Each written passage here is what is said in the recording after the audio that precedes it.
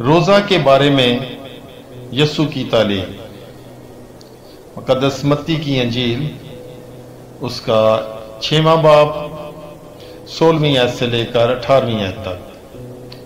اور جب تم روزہ رکھو تو ریاکاروں کی طرح اپنی صورت اداس نہ بناؤ، کیونکہ وہ اپنا منہ بگاڑتے ہیں تاکہ لوگ ان کو روزہ دار جانیں۔ میں تم سے سچ کہتا ہوں کہ وہ اپنا اجر پا چکے۔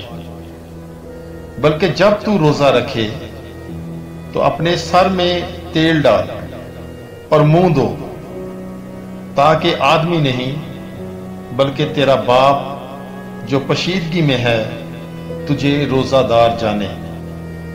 اس صورت میں تیرا باپ جو پشیدگی میں دیکھتا ہے تجھے بدلہ دے گا۔ آمین۔